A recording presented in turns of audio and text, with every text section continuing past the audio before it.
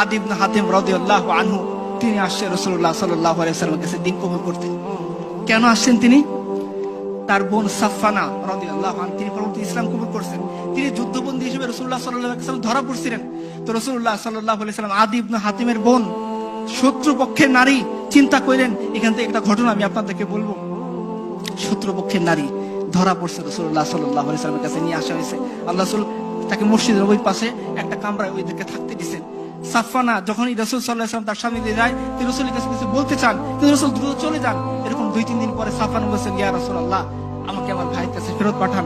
তখন রাসূলুল্লাহ সাল্লাল্লাহু আলাইহি ওয়াসাল্লাম বলতেছেন, হে তুমি কে?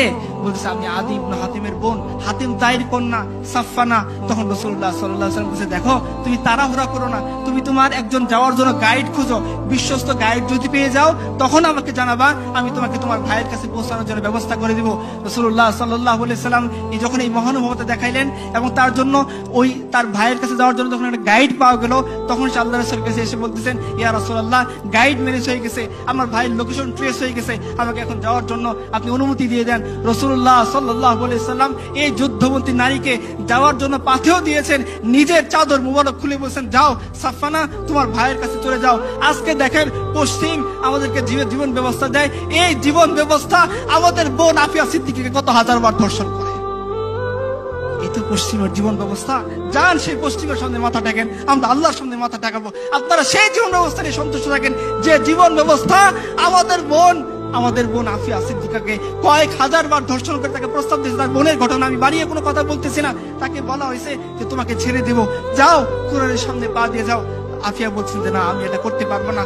তো আফিয়া তার বোন বলতেছিল যে আফিয়া তার স্বপ্নের মধ্যে রাসূলুল্লাহ সাল্লাল্লাহু আলাইহি ওয়াসাল্লাম আসছেন, এসে জিজ্ঞাসা করতেছেন, আল্লাহ রাসূলকে জিজ্ঞাসা করছেন আফিয়া, ইয়া রাসূলুল্লাহ আমার ইমতিহান, এই পরীক্ষা কবে শেষ হবে?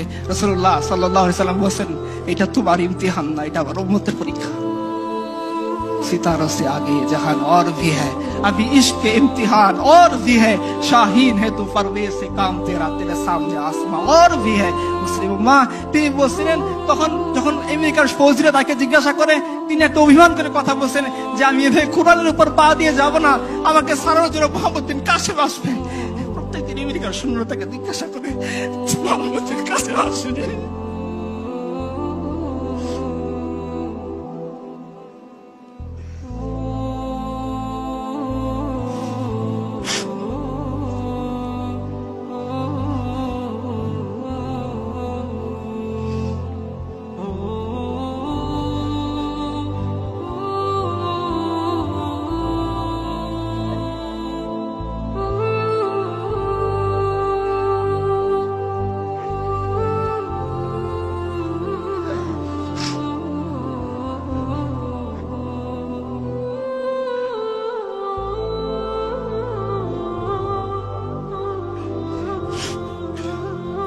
সাল্লাল্লাহু আলাইহি ওয়াসাল্লাম সাফফানাকে ফিরিয়ে দিয়েছেন।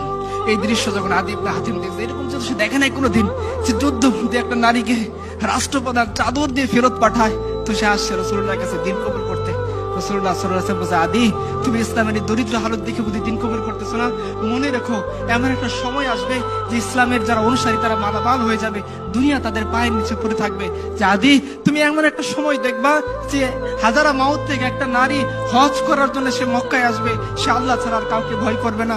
আদি তুমি এমন একটা সময় দেখবা যখন যাকাত নেওয়া কে নেবে বলে ঢোল পেটানো হবে, কিন্তু যাকাত নেওয়ার মতো একটা লোক খুঁজে পাওয়া যাবে না। আপনি পাবেন সাঈদ ইবনে আমির আল জুমাহি রাদিয়াল্লাহু আনহু, তার বিরুদ্ধে 4টা অভিযোগ দিছে। বলছে, হে আমিরুল মুমিনিন ওমর, আপনার নিয়োজিত এই গভর্নর, সে আমাদের সাথে দিনের একটা লম্বা সময় সকাল থেকে কথা বলে না, সে মাসের একটা দিন বাইরে বের হয় না, মাঝে মধ্যে সে অজ্ঞান হয়ে যায়, এবং তার বিরুদ্ধে আর একটা অভিযোগ হলো কি সে রাতের বেলা জনগণের কথা শুনতে চায় না। উমর সাঈদ ইবনে আমির আল জুমাহিকে চিঠি লিখছেন যে আসো তোমার বিচার হবে, জনগণ তোমার বিরুদ্ধে অভিযোগ দিছে। উমর ফজরের সময় মসজিদ নববীতে বসে আছেন।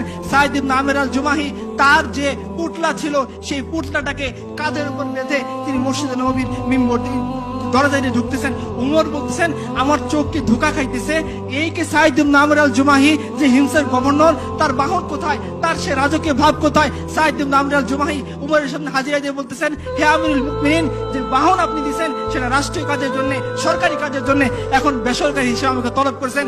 আমি সাইদ ইবনে আমর আল জুমাহি হিমস থেকে হেঁটে আপনার কাছে বিচার আদালতের সামনে দাঁড়ানোর জন্য আসছি। পুটলা কেন নিয়ে আসতো?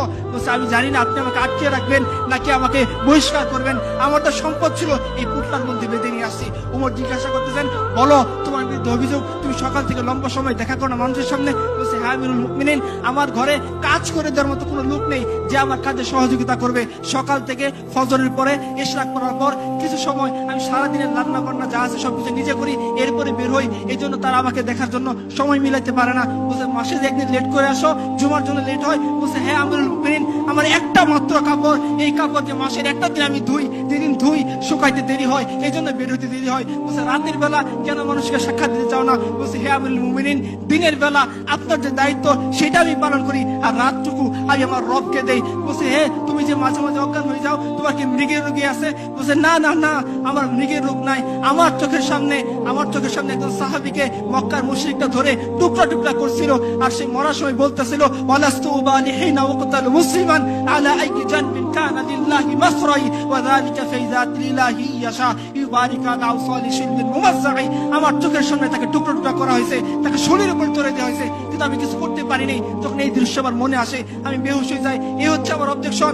দেখেন আপনারা এই ধরনের রাষ্ট্রপ্রধান চান না ওই ধরনের রাষ্ট্রপ্রধান চান যারা মানুষের উপর জুলুম করে, মানুষের উপর অত্যাচার করে, মানুষের সম্পদ লুণ্ঠন করে, মানুষের জনজীবনকে বিপর্যস্ত করে, নাকি ওরা যারা নিজেদের হাতে সংবিধান প্রণয়ন করে বলে দেয় যে তাদেরকে কখনোই বিচারের কাঠগড়ায় আনা যাবে না? আমি শেষ করে দিচ্ছি।